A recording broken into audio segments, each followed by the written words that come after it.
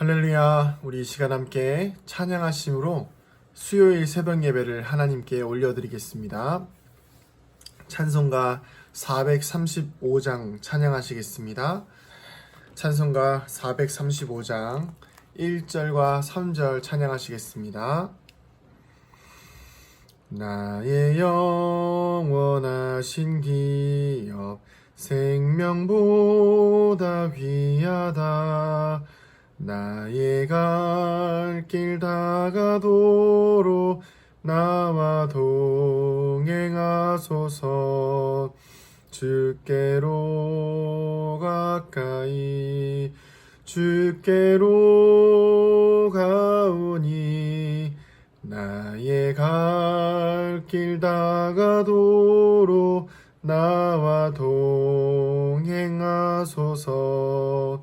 어두운 골짝 지나가며 험한 바다 건너서 천국 문에 이르도록 나와 동행하소서. 주께로 가까이 주께로 가오니 나의 갈 길 다가도록 나와 동행하소서.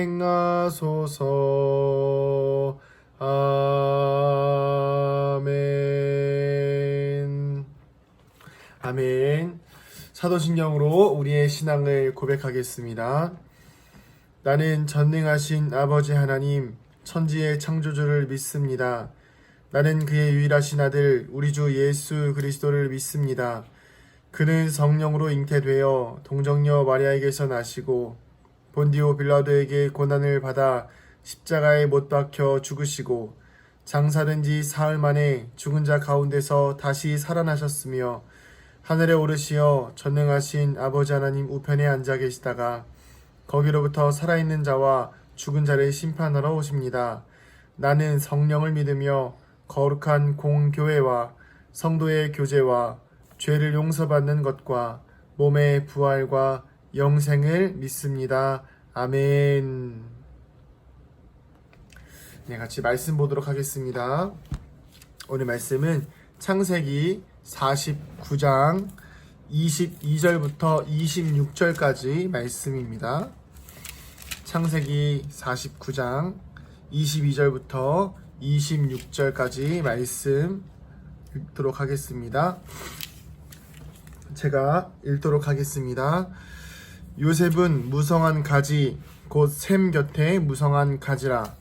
그 가지가 담을 넘었도다. 활 쏘는 자가 그를 학대하며 적개심을 가지고 그를 쏘았으나 요셉의 활은 도리어 굳세며 그의 팔은 힘이 있으니 이는 야곱의 전능자 이스라엘의 반석인 목자의 손을 힘입음이라. 내 아버지께 하나님께로 말미암나니 그가 너를 도우실 것이요 전능자로 말미암나니 그가 내게 복을 주실 것이라. 위로 하늘의 복과 아래로 깊은 샘의 복과 젖먹이는 복과 태의 복이로다. 내 아버지의 축복이 내 선조의 축복보다 나아서 영원한 산이 한없음 같이 이 축복이 요셉의 머리로 돌아오며 그 형제 중 뛰어난 자의 정수리로 돌아오리로다.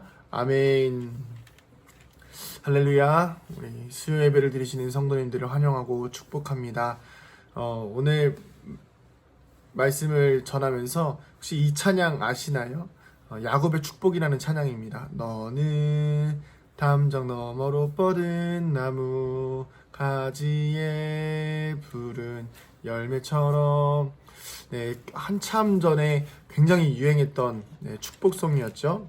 이 축복이 바로 야곱의 축복이라는 찬양인데, 야곱이 축복을 받은 것이 아니라 야곱이 바로 이 요셉을, 오늘 읽은 본문에 있는 그 요셉을 마지막에 유언으로 축복해 주면서 그 했던 내용들을 찬양으로 만든 것입니다.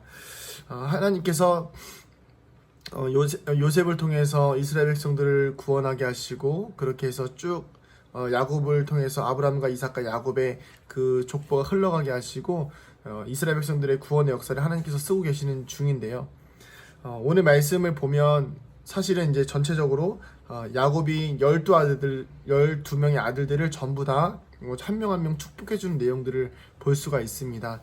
가장 하이라이트는 뭐 아무래도 요셉이라고 생각하시는 분들이 계시겠지만 사실은 유다이고요. 그리고 유다와 요셉이 이렇게 큰 축으로서 축복을 경험하는 것을 볼 수가 있습니다. 제가 그럼에도 불구하고 오늘 본문 요셉을 축복하는 장면을 읽은 것은 우리 성도님들께서 이 요셉과 같은 큰 축복의 통로가 되기를 원하는 마음에 이 본문을 읽었습니다. 그러나 오늘 우리가 이 요셉만 보기에는 조금 더 좀 축복의 의미를 강조하기보다는 전체적인 이 12명의 아들들의 축복의 흐름과 이런 것들을 보면서 하나님께서 원하시는 것은 무엇일까? 또 그리고 우리에게 오늘 주시는 메시지는 무엇인가를 좀 같이 나누길 원합니다. 내용은 간단합니다.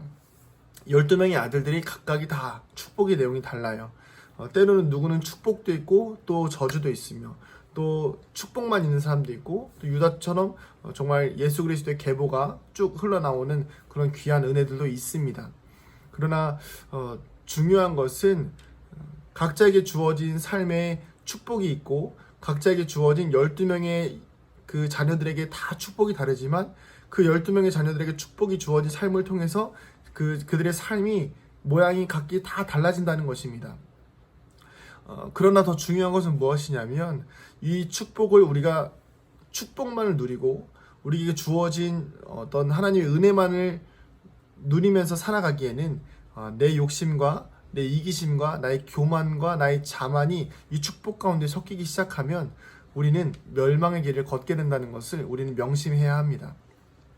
왜 그러냐면 우리가 단순히 볼 때는 그냥 축복만 바라고 하나님께서 주시는 복만 누리기를 원하지만 분명히 이 안에는 저주도 섞여 있고 분명히 이 안에는 우리가 하나님을 떠났을 때 맞게 될 결말들도 포함이 되어 있다는 것입니다. 사실 요셉은 북이스라엘의 어떤 선조가 되는데 북이스라엘은 결국에 망하게 되잖아요. 그리고 다윗 왕도 마찬가지로 범죄하게 된다는 것입니다. 중요한 것은 무엇이냐면 우리가 복을 누리는 것이 중요한 것이 아니라 그 하나님께서 주시는 삶을 어떻게 살아가는가가 중요한 것입니다. 누군가에게는 때로는 잠시만요. 죄송합니다. 제가 꺼져 있었네요.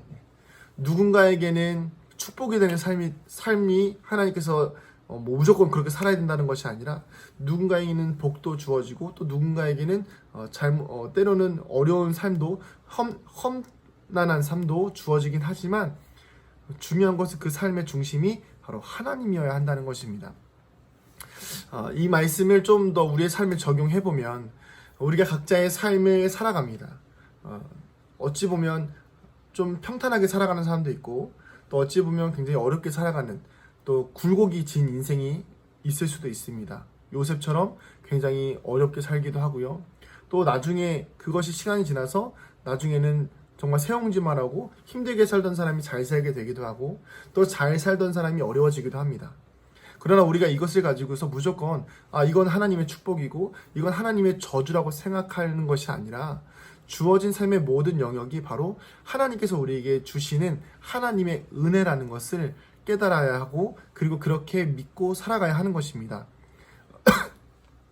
우리가 하나님께 우리의 삶이 때로는 어렵다고 해서 그것이 하나님의 저주가 아니라 그리고 우리의 삶이 잘 됐다고 해서 무조건 다 하나님의 축복이라는 것이 아니라 우리의 삶에 주어진 모든 영역이 바로 하나님의 섭리 가운데 있고 하나님의 인도하심 가운데 있다는 것입니다. 사랑하는 성도님들, 우리의 삶은 하나님께서 주관하십니다. 그것이 우리의 믿음이고 그것이 우리가 신앙생활의 기초가 되는 것입니다. 예수 그리스도께서 우리를 구원하셨고 그 구원의 은혜로 우리는 하나님의 자녀가 되었습니다.